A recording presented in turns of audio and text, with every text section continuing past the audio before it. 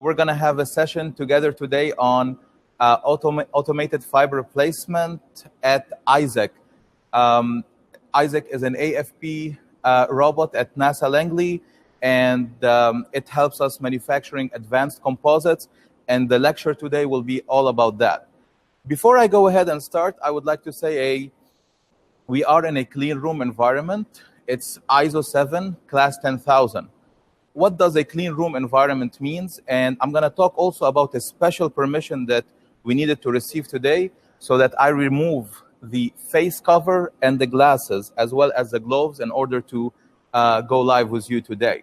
So a clean room environment is, since we are doing something that is very, very critical, and we need to make sure that we are controlling particles, foreign objects, and we are minimizing any defects that might arise in the manufacturing process, we actually try to control the environment. We try to control the humidity. So when we are in a ISO 7 clean room, we can control the humidity plus or minus 5%, temperature plus or minus 2 degrees Fahrenheit, and we do a particle count where we accept a certain amount of particles in a cubic meter within a certain dimensions, and we are talking in microns and less than a micron. So what is it that I removed? It's actually the face cover. This is something that usually I should be wearing, where I am covering the whole face. I'm going to be removing it now so that you can actually hear me properly without any issues. The glasses for protection, so as well as the hand gloves, that whenever you're touching something, the material from two portions for the clean room environment as well as for your own personal safety, because some of these materials that we're touching are uncured. What are the other elements that I am still wearing that are needed in a clean room environment? We have the coat, we have the hair cover, and we have the booties. All right, so now that I gave the justification, why am I in a clean room and how is it allowed that I don't have the face cover and the permission that we have, let's go ahead and start our discussion today and our lecture and talking about automated fiber placement. The way we will do it is going to be approximately split into 3 sections. The first one is about composites and the importance of composites as well as composites manufacturing. What we will do in that first segment is we will justify the reason why automated fiber placement is important and why is it that today we're going live from NASA talking about such an important thing. And then we'll move on in the second segment, and I'll take you around in the room, and we'll talk about 2 things. The AFP terminology, so that we can understand when I'm explaining certain things, as well as the AFP process and what are the principal AFP process parameters that we need to control. After we finish from these 2 segments, we will move to another location where we'll actually be moving the robot, we will doing placement, and we will be talking with the Isaac League, the process planner, and several people, and we'll finish it up with AFP inspection and defects. So let's start with composites and their importance. So first of all, it's very, very important to say that composites are not a new discovery. Composites have existed long ago, since they discovered that when we mix 2 components together, the aggregation of their behavior together makes a better result of their properties. Now, something very, very important to say is that when we talk composites, we're talking about a heterogeneous mix, which means each material is staying in its own state. When we say fiberglass, when we say carbon fiber reinforced polymer, we have the polymer and we have the carbon fiber. Each one in their own, they stay in their own material, and we are combining them together. So what's important to say is that we have 2 phases in composites. We have the reinforcement and we have the matrix. And composites have, this is very, very crucial, and this is where most of the gains we are trying to reap out of composites, they have directional properties, which means how you orient your composite, this is how it's going to respond to these loads. This is how you're going to expect the behavior that we actually get. So when we talk about directional properties, in contrast between metals and composites, we talk about something being isotropic, metals, and anisotropic, composites.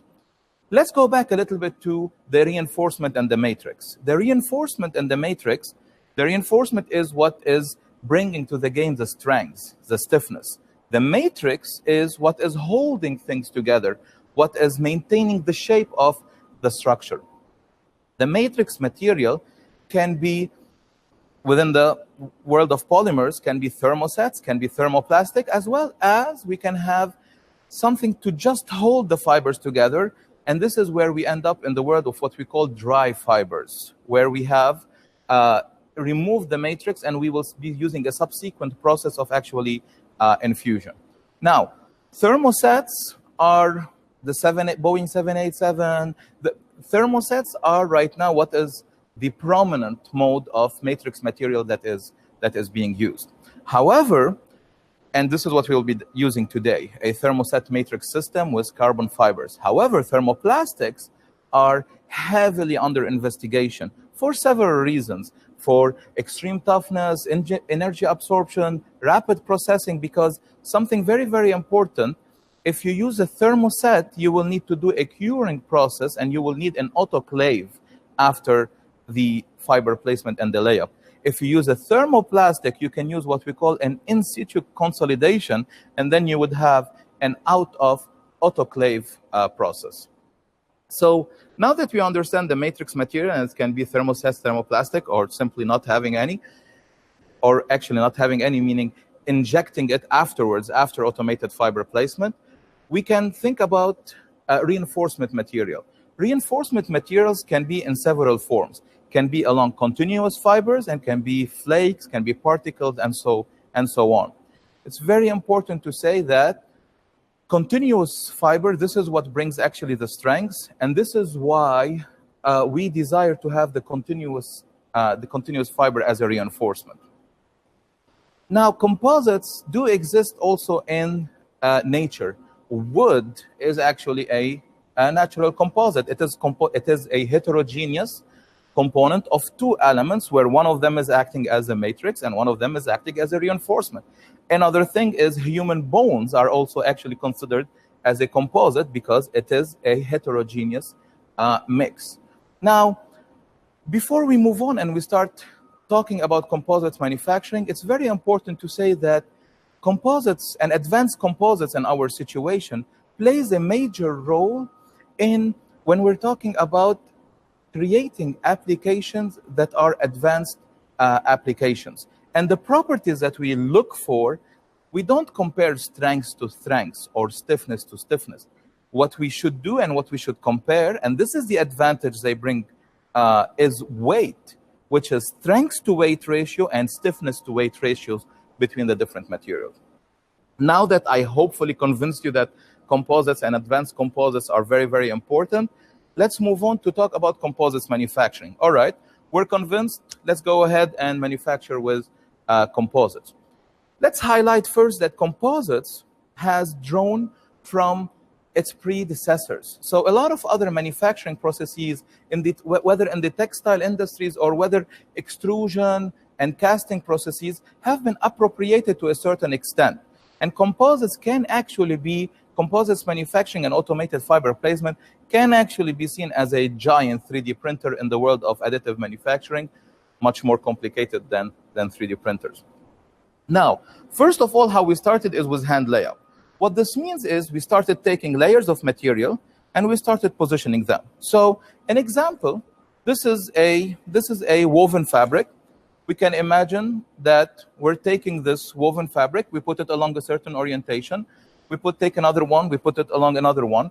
We'll be applying the matrix, the resin system in between, and as such, we'll start actually creating our composites. However, this is a woven one. This one actually has 0 degrees orientation and 90 degrees orientation. And the hand layup process means we are using our hands. It's a manual operation, reliability, human error, and we're flying with those things. So this is where we start, okay, we need to make a process that we can actually control better and we can enhance the quality. So within hand layup, we started saying, all right, after hand layup, we started saying, all right, what are specific shapes that we manufacture that we can appropriate a certain process for in the world of composites manufacturing. And this is where composite manufacturing methods such as pultrusion, filament winding, forming, and so on actually took place. Pultrusion is a process that actually, when we talk in extrusion in the metal processes, pultrusion is a process where it actually mixes two different steps into one.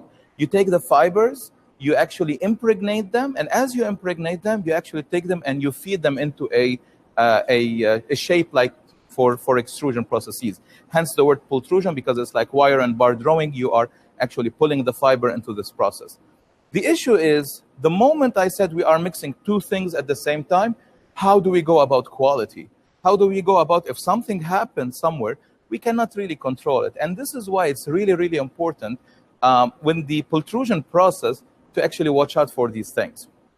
Now, filament winding is, we manufacture a lot of cylinders, a lot of barrels, a lot of spherical shapes. So filament winding can actually replace this hand layup process by taking the object and rotating it, and as you are placing the filament around it, and so on. So we have all of these specific manufacturing processes that are related to a certain shape. Then we said, all right, what if we want to manufacture whatever we want to manufacture? We don't want to be limited to a certain specific shape. We want a device that can actually help us manufacture designs in a generic format. And this is where we started talking about ATL, automated tape laying, which can be considered as the precursor of composites. Automated tape laying is when we take a tape, a narrow width, something along 3 inches, something along 6 inches, and we start feeding that tape through a mechanism. This is automated tape laying. The fact that it has a finite width, the fact that it has a 3-inch or a 6-inch, or depending on the process that you have width, makes it very advantageous because you can take a shape and you can start laying it up on. However, as we discovered, the moment you start going out of regular shapes, and the moment you start having shapes that are doubly curved or with single curvature, but they have some complexity, and you start trying to put your tape on them along an orientation, you can see a major lift from one location. And therefore, we're like, all right, this is good. Now we can manufacture different shapes with a machine and not be related and specific to a certain shape. However, we need to manufacture complex shapes. So how do we go on from here? And this is where we said, all right, instead of manufacturing with 3 inches, let's start going down. And we started going down. And this process, instead of getting out one tape of a feeding mechanism, we can get what we call toes and several toes out. How does a toe look like? This is a toe. This is a 1/4 inch toe. And what we start doing right now is we start laying up several toes at the same time with each other. And the fact that we have reducing the width of the toe actually makes it much more flexible, and you can actually start putting any shape that you want with it. Of course, to a certain limitations, and there is a lot of research about toe wrinkles and the deformation of toes, and we need to, but however, in comparison with ATL, we have unlocked the capacity to create any composite manufacturing shape if we meet certain criteria. So how do we go about that? The way that we go about that is we take, let's say you have a certain toe, you have placed a toe, you never really actually place a toe. What you actually do is you place several toes with each other, and you end up getting a course. So this is something we're going to start talking about in a second, about the terminology specific for AFP process. Before I go ahead and move forward, I just want to show you one more thing. This is how we start the material. Before we create any structure, the Boeing 787, the Dreamliner, it is a bundle of 1/2 inch or 1/4 inch carbon fiber reinforced polymers and toes. So I hope in this first section I've convinced you composites are important. Directional properties, it's very important to understand that there is research ongoing on using new matrix materials such as thermoplastics and their properties. And the second one is composite manufacturing, we're moving from hand layup to the premium method of composite manufacturing, which is automated fiber placement. Now, for the second step, we're going to actually start talking about AFP terminology, and we're going to talk about the AFP process. So to do that, let's first of all take you a little bit on a tour in the AFP room. So Isaac, NASA Langley's automated fiber placement machine, is a robotic-based AFP machine. So in AFP, you have a gantry-based AFP machines and robotic-based AFP machine. What we have is a 6 degrees of freedom robot, and we're going to talk in a second about the degrees of freedom and try to build the understanding of that. And we have the AFP head mounted. This AFP head is it can enable us to feed 16 toes at the same time, and these toes are of 1/4 inch. As we said before, we went down all the way to 1/8 of an inch. Right now, industry doesn't really like 1/8 of an inch because production and productivity actually goes down the more that you're narrowing the strip. So 1/4 of an inch, 1/2 an inch, and 1 inch are somewhat the standard nowadays. More and more, I see 1/4 of an inch in research environment and 1/2 an inch and 1 inch in production environment. So this is the AFP head.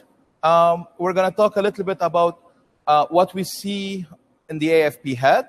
So these spools that I talked to you before, these are the carbon fiber reinforced polymers that are located on the toe holders. What we have in here is we also have a dancer. This helps in the creation of the tension. And also we have the backup tape holder. So what is the backup tape? As you've seen before, when I showed you the spool that we use, the backup tape, actually, you can see there is this yellow material. This yellow material doesn't end up getting into the part that you're building. This material actually protects the toe one from the other one so that they don't tack on top of each other. And then eventually the toe itself goes to the redirect rollers and go through the mechanism. The mechanism, you output from here the toes. In here we said we can output up to 16. Today for the demonstration we're using 4 spools. So we have activated 7, 9, and from the other side 8 and 10. We're going to talk in details about this because this is what influences the AFP process. But under the AFP terminology, let me just say that this is the heater. This heater is IR, infrared heater. In a second, we're going to talk about other heating mechanisms that can be useful in other materials. This is the roller. We have the scoop. And this is the AFP. This is the AFP head. So what I would like to say now is that now that we understood that toes and toe widths plays a major role, and in here what we have is a 1/4 inch toe, I would like, before I actually move forward, fix the concept of how do we build a composite part. How we build a composite part with automated fiber placement is in 4 steps.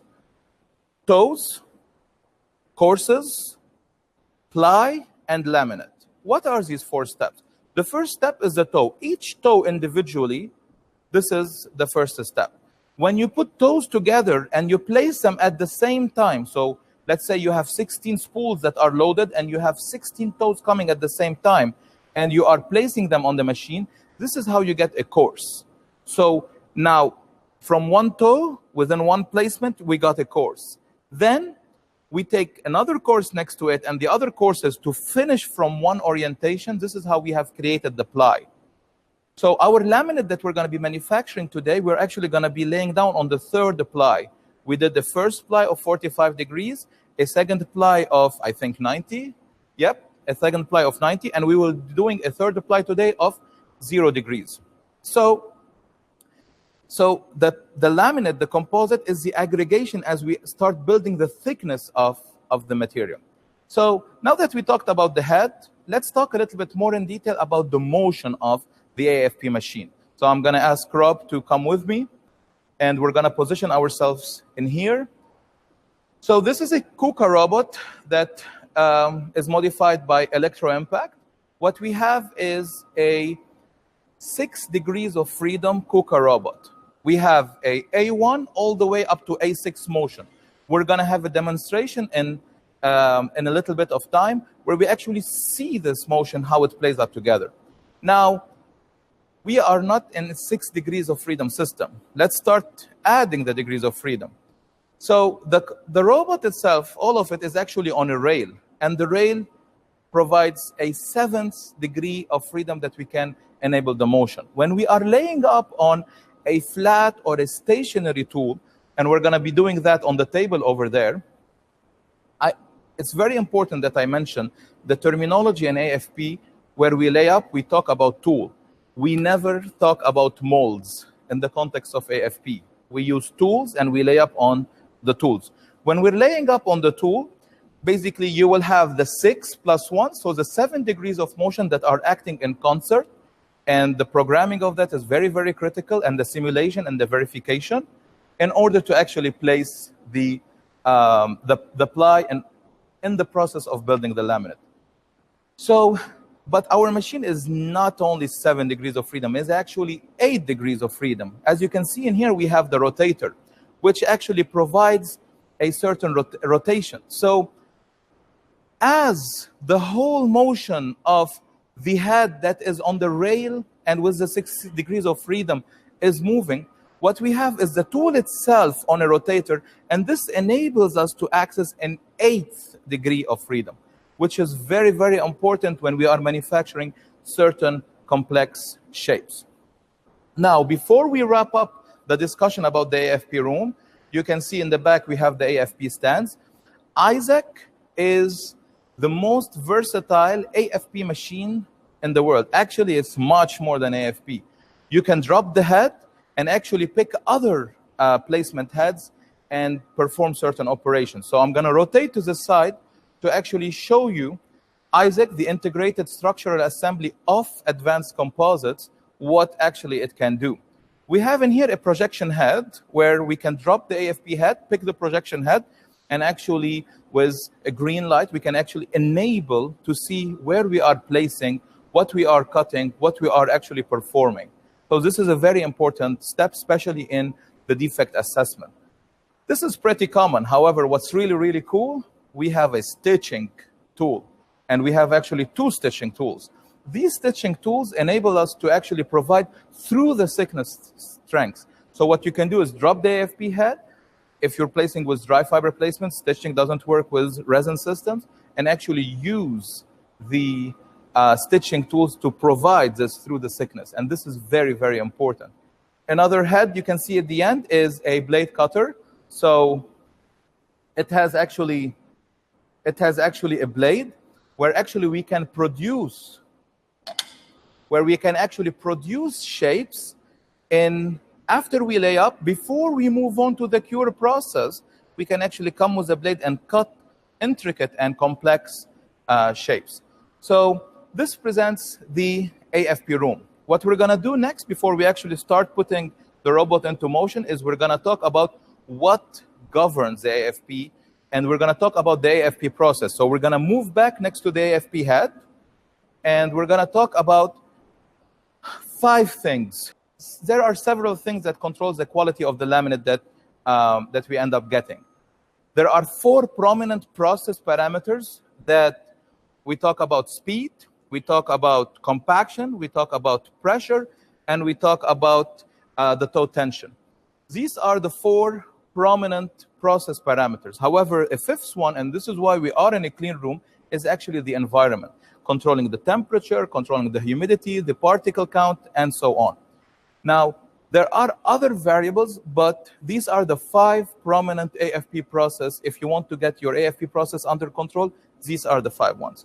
So since we talked already about the environment in my presentation of the clean room, we're going to skip that, and we're going to talk about the 4 elements of the AFP process. So we're going to talk about the heat, we're going to talk about the compaction, we're going to talk about the speed, and we're going to talk about the toe tension. All right, perfect. So with respect to heat, in here we have an IR heater. An IR heater works great with Thermoset matrix elements. This is what provides the heat in the AFP process. I'm going to go ahead and explain that for a second. What's going on in here is you have a first ply that you have laid, and the heat mechanism is actually not heating the toes that you are feeding out. In this setup, I'll talk in a second about how we can have heating for the toes. But in this setup, and in AFP setups, the heat mechanism actually is heating the underlying layer. And the new toes that are being placed we're providing enough tackiness so actually that they would adhere to each other. Now, this is, of course, in the context of IR heaters. I mentioned before using other matrix systems such as thermoplastics. Within the world of thermoplastics, we've used hot gas torches. We are using nowadays laser heat. So there are other heating mechanisms. However, by default, the most prominent one on AFP machines with Thermoset is definitely IR heaters. So now that we understand the AFP heat, we can talk a little bit about the roller and about the mechanism that provides the compaction. A second component of the AFP process is actually the compaction force, 100 pounds, 200 pounds, and it has several reasons. One of the reasons is you are actually removing some of the voids as if you are applying a certain pressure to remove the voids, but that's not really the reason. What you're trying to do is you're trying, first of all, to minimize AFP defects such as bridging and whatnot. So let's say when we have a certain shape and the roller is coming on top of it, you might end up with what we call a bridge. And by having the compaction and the roller force, you actually remove those bridges. The speed is actually very, very important. This whole mechanism together is acts in concert to actually provide the value of the speed. And toe tension is how you maintain your toes under tension during the placement. What we're going to be doing now that we have, hopefully you're convinced composites are important and composite manufacturing, and we talked about the AFP terminology and AFP process, I'm going to go ahead and move to the other side, talk a little bit about what we have prepared and the placement that we have prepared, and then we're going to actually start running the machine, and you'll stop hearing me talking a lot. So I'm going to move to the other side. All right, so talking a little bit about what we are seeing in here. What we have in here is we have placed a layer of Mylar. We are using the table as the tool. We can, as simple as place a complex tool on the table and as well use it. Right now, since we are doing a demonstration of a flat panel, we are placing it directly on the tool. We have a Mylar. We're maintaining it under vacuum. We have the breathers. And basically, and this is part of the good practices. We have created a grid on the panel, and like this in the documentation process, when we see a certain defect and we want to replace it, we can actually do that very easily. We have left intentionally several defects that actually you needed to replace usually. Some of them is splices. Splices is a natural defect that occur because of the material. The spool you cannot have an infinite length of the spool.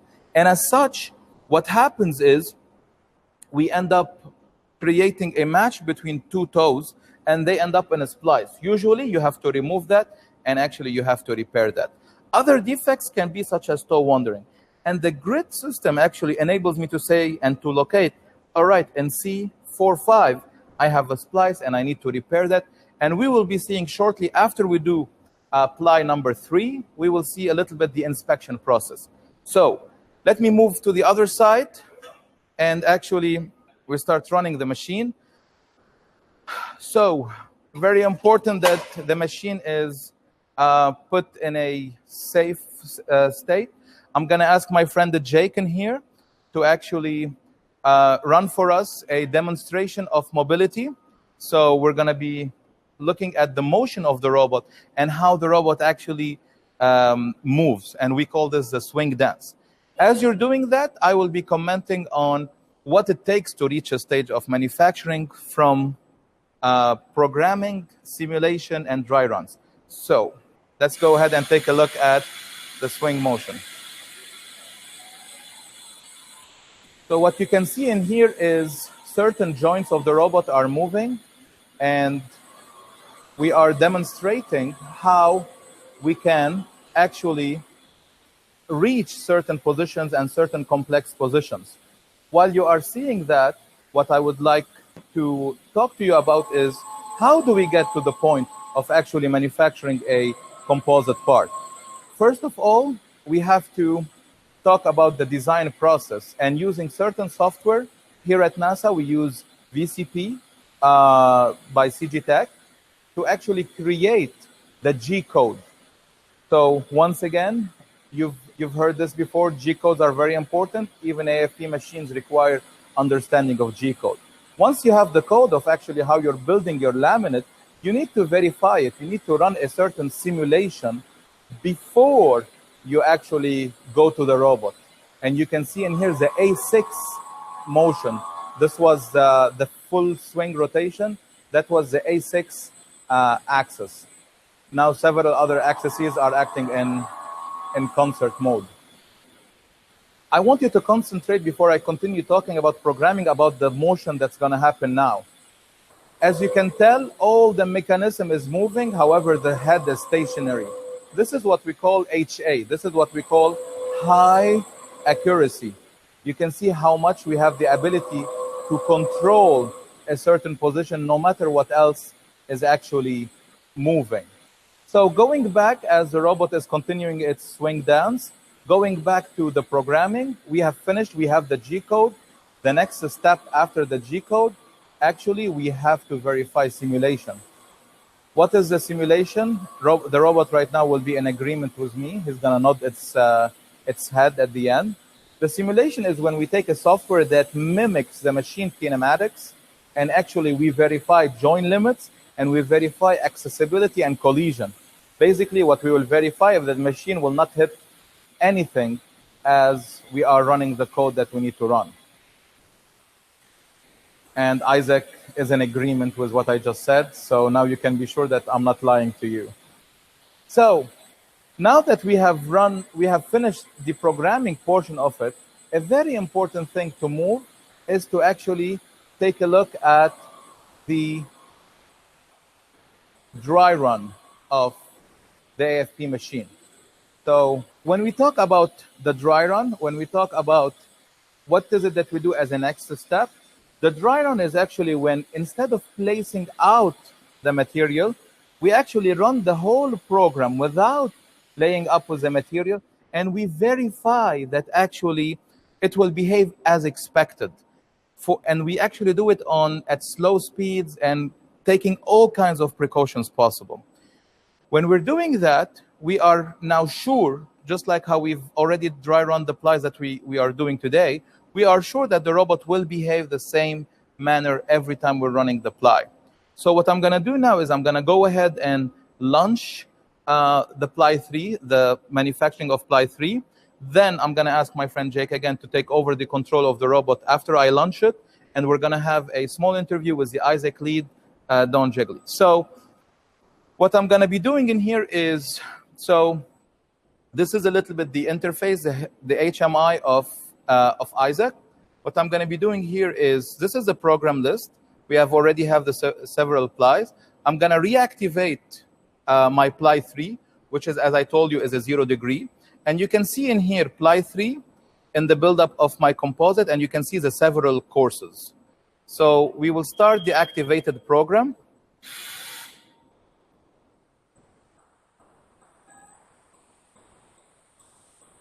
And as you can tell with the machine motion, we're going to start with the actual layup of the process. So right now, what will take place is actually we're going to start laying up course 1. And what I'm going to do is I'm going to reduce down the speed. I'm going to give the controls to Jake, and we're going to have a small chat with Dawn. Good morning, Dawn. How are you doing? Good morning. Thank you. All right, Dawn, why Isaac at Langley? So I work at the NASA Langley Research Center, and as a research center, our goal is to develop new technologies for aircraft and spacecraft structures. Isaac allows us to develop new manufacturing technologies and capabilities and incorporate those into the design of new structures.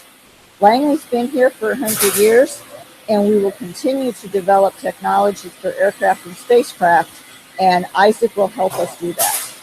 This is awesome. I'm going to ask you another question. How do you see the future of AFP, of automated fiber placement? AFP is in widespread use in industry today. It will continue to be in widespread use, but its full capabilities and potential are not being exploited. One of the things that we can do is use curved fiber paths instead of just the straight fibers. There are other new technologies coming on board. These will allow us to get to lighter, more tailored aircraft, which will lead to more fuel-efficient aircraft in the future. Langley wants to play a role in that as we move on. All right, this is awesome. Thank you so much, Dawn, for several things. Most importantly, for allowing us to actually be here today in the room. Dawn is actually the one that approved that we go live today from NASA. So thank you so much, Dawn. Thank you. All right, cool. So now let's enjoy and watch a little bit some of the placement. So we're going to go ahead and I'm going to comment a little bit on the manufacturing that is taking place live on the other camera. So what you can see in here is, and we are placing, we had a 90 degrees layer that was placed before this one. And right now we are placing a 0 degree ply. You can see the several courses and how we are building the laminate. Now, when you see the flash, this is actually the heating mechanism. The heating mechanism that is providing the heat for the underlying layer as we are putting the additional toes on top of this laminate. You can see how the whole system is acting in concert to actually perform this placement. So I want to talk about one specific thing that you are seeing in front of you is actually what we call bidirectional placement. As you can tell, the robot, when it reaches at the end of a certain stage, it rotates. The A6 axis rotates in this location and actually starts the placement on the other side. So as the ply is being placed, we're going to go ahead and talk a little bit with Jake Curry. Jake is our process planner. Jake, so I have a couple of questions for you. Yes. First one is, you are a process planner. What does that mean? Well, as a process planner, I act as sort of a bridge between the designers and manufacturing. So I work with the designer to ensure that a design can be manufactured based on our current manufacturing resources. I then take that design, I program a part, I simulate that part on a virtual robot, and then I dry run that part without material on the actual robot to ensure that we can build it based on the robot's kinematics. And during the entire process, I provide feedback to the designers to ensure that if we build another part, we can improve the process from a manufacturing perspective. So you mean to tell me it's not we press a button somewhere and we get a composite part? In a perfect world, but sadly, it is not. That's it's not the a bit more case. complicated. All right, Jake, I'm gonna let you go back to the control. We're gonna talk a little bit again together about bookkeeping and about inspection as we go back inside the room. Of course. All right, awesome. Thank you so much, Jake. So we're gonna take a look back into several of the courses that are being placed right now to observe once again the motion. You can see the spools providing the material. They are being fed through the different mechanisms and through different guides, and they are being released actually from next between the roller and actually the scoop.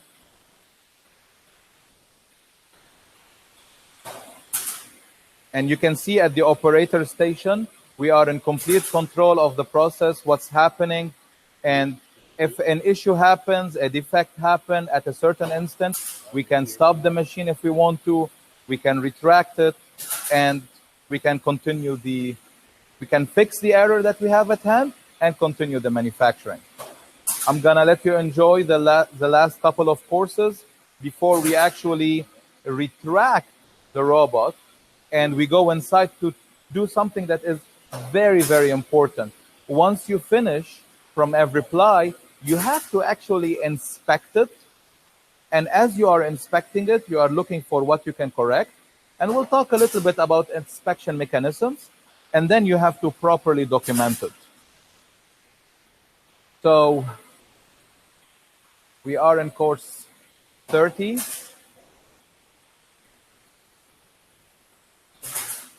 We still have 2 courses to go.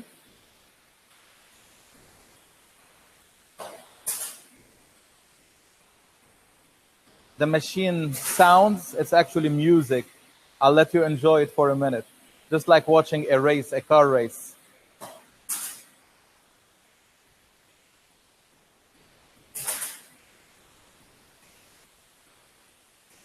All right, so we're gonna go ahead and park the robot on the other side in order to go inside and perform the inspection, the repairs that we need to repair, as well as do the bookkeeping and the documentation.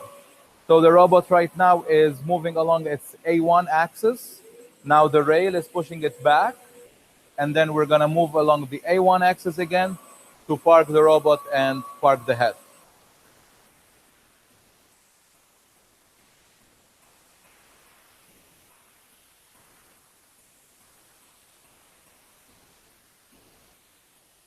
All right, Jake, am I allowed to go inside? Perfect. Safety first. All right, so at this stage, what we're doing is we have our plybook. We're going to talk a second about that. We have some of the repair elements that we need, and I'm going to go ahead and put on my glasses. And if I need to touch the material, I have to actually use the gloves. So what we will start doing is actually we start taking a look at the laminate and try to see if we can find certain defects. Jake, you did a bad job. I cannot find any defects to show them. So actually, it's a good job. This is what you want. You don't want defects. So, and then you start looking at, we're gonna suppose that this toe, there is an issue with it. You come and you actually remove the toe in question. And let's say there was a certain specific defect. I'm gonna go get close to the camera. And then you take another toe, a fresh toe, and you actually go ahead and place that toe and repair it. A lot of people say that AFP includes a lot of arts and craft. And this is because there is manual repairs in case you end up having certain defects.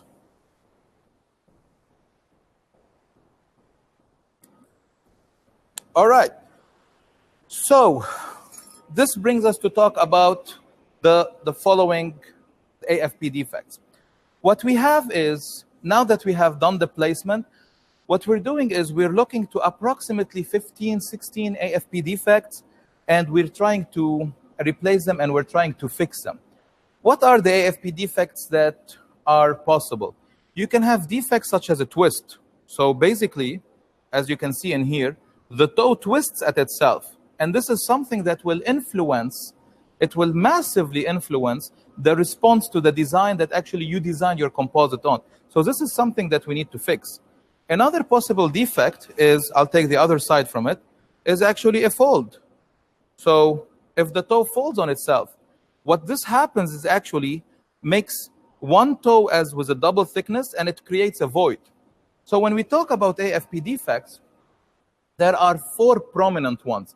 Of course, all defects are important, all process parameters are important, but there are 4 prominent defects. We talk about gaps, we talk about overlaps, we talk about angle deviation, and we talk about wrinkles that are coming from steering violations when you are creating an angle with your line, with your toes. We're going to talk a little bit about bookkeeping, which is very, very important. So this is a procedure. I'm going to ask Jake to come and chat with us a little bit. So this is something that I totally love. Can you explain to us a little bit about this bookkeeping process? Of course. So we call it our plybook, and we use it to capture as much information about the build as we can. Everywhere from material information, its out life, how long it's been out of the freezer, how old it is, who made it, what type of material it is. And then we capture information about the actual AFP, including the time it's taken to lay down the course, the time it's taken to do any repairs. We take pictures, and we record the environmental conditions, temperature, humidity, and the process conditions, speed, compaction, and toe tension. All right, this is awesome. This is something that I believe should be a standard in any AFP placement facility. Thank you so much. So before we start with the Q&A and with the final portion of our live from NASA Langley today, I'm just going to refer to inspection methods. What you saw me, this is what we refer to the role of the human in the AFP process. The inspection method, which is manual, which you saw me go and look and actually try to find those AFP defects. There is a lot of efforts. NASA Langley and other places are doing efforts on actually automating the inspection technique. And they can be based on thermography, they can be based on profilometry and other types of systems. It was very exciting to talk to you about AFP. I hope that I was able to, in a very good manner, to represent how much NASA Langley is at the cutting edge of technology. We're trying new things, we're trying new methodologies to come up with lighter and with better methods to actually create things that will enhance our lives. With that, thank you so much.